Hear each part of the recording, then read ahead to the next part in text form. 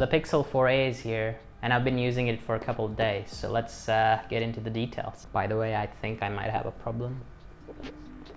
So this is what you get in the box: the phone, the charger, the cable, and the quick switch adapter, and all the documentation. The Pixel 4a comes with Qualcomm Snapdragon 730G coupled with 6 gigs of RAM and 128 gigabytes of UFS 2.1 storage, which is really fast.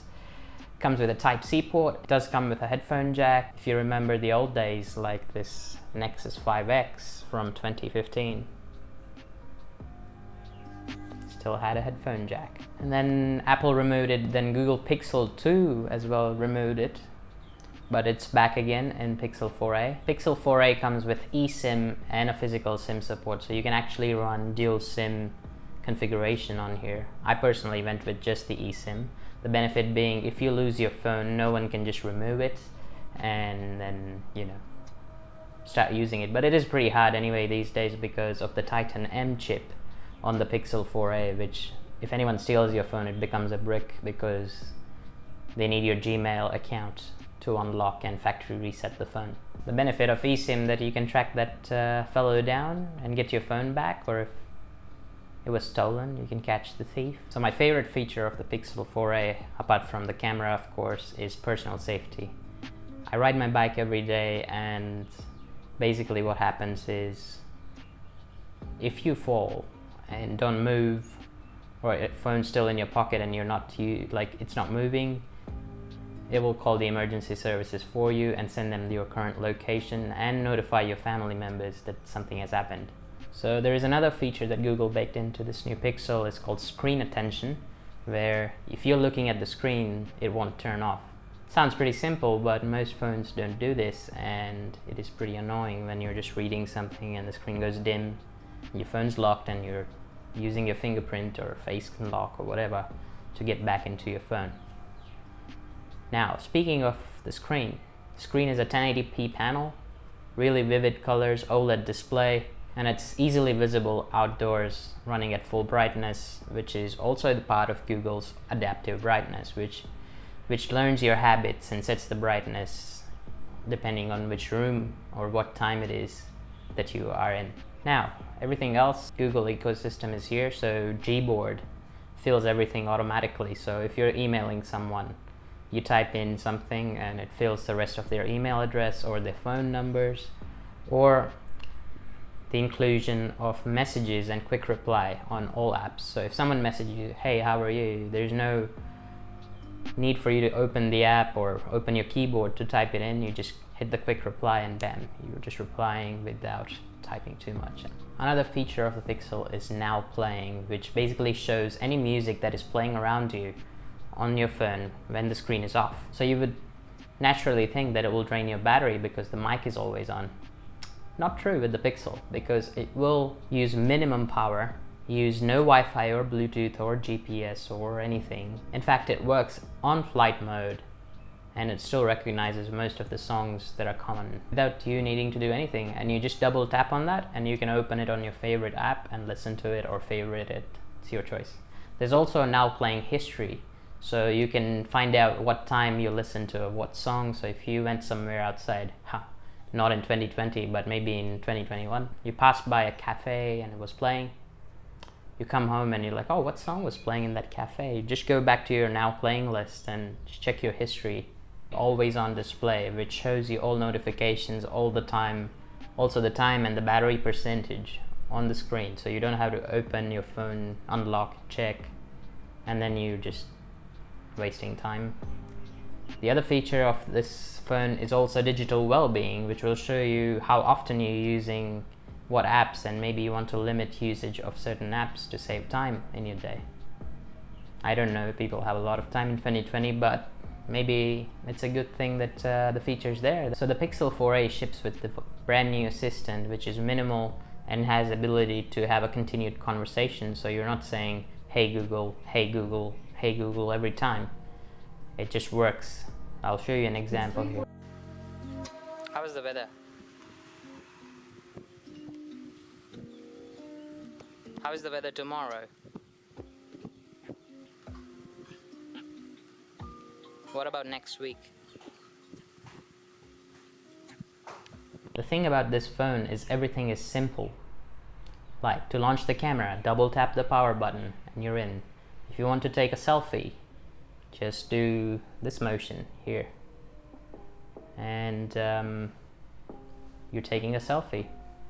If you're too lazy to do all that, just tell your assistant to take a selfie and it will do it with a 3-second countdown. We're back again to the battery. The battery is a 3140 milliamp hour. Now that number doesn't mean anything because the phone's running a low power CPU. So I've been using this phone since yesterday evening without charging. And right now it's about 4 o'clock and I have about 33% battery. And I'm recording this audio on it using the headphone jack. I'm still to run out of battery, so I think it will last me until 8 p.m. or so, like depending on my usage. And I'll show you on the screen what the graphs look like of the usage as well. Now the phone does come with support for voice over Wi-Fi, so if you're using any of the top carriers in India or anywhere in the world, you can call people if you have like no network on your phone and you're connected to high quality Wi-Fi network, and you can just place the call. It will go through your provider and ring normally on the other end. So that's a handy feature if you live in an apartment or a place where there is poor indoor coverage. The other thing great about Google phones is the baked-in wallpapers. So you can see the wallpaper I'm using uses the live weather and shows it on the wallpaper. So I know, okay, today is a clear day without actually checking the weather. Although there is a widget included on Pixel phones that shows the weather nonetheless, but it's a handy feature. I saved best for last. The camera. The camera is a 12 megapixel sensor with f1.7 aperture. What does that mean to you? It takes great photos. I'll show you. So I've taken these photos during daytime, which is ideal light conditions, and as you can see, they're very good. Even Pixel 4a I think can compete with the likes of the last gen or even current gen iPhone 12 or 11 without a hitch, because Google is using computational photography while Apple is going the hardware way and taking the good picture from the sensor and then processing it lightly, while Google is going the computational photography way, and it turns out way better because it studies a lot of photographs and then generates the image based on that. The headlining feature is for the Pixel is the portrait mode. Now I'll take a couple of selfies to show you the new feature that launched with the Pixel 5 and the 4a and the 4a 5G, which is portrait lighting.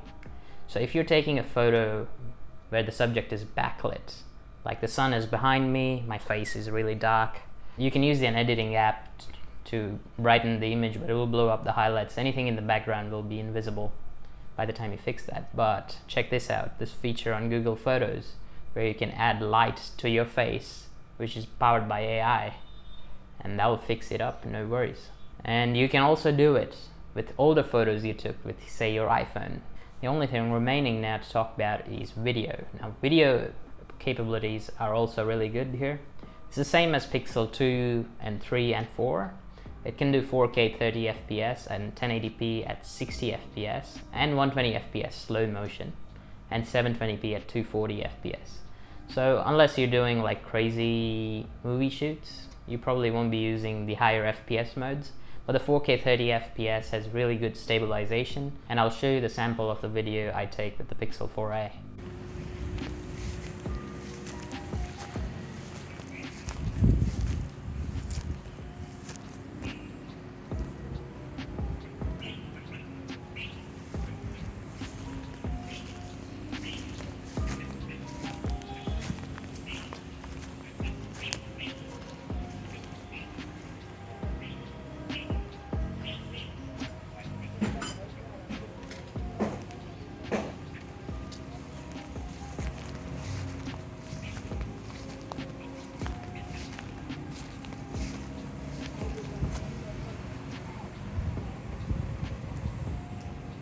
Now the price is 349 US dollars, which is equating to about 26,000 Indian rupees, but it launched in India for 29,999, which is still a good price for a smartphone compared to, say, a OnePlus Nord in that price range, or iPhone SE, which was selling for 25,000.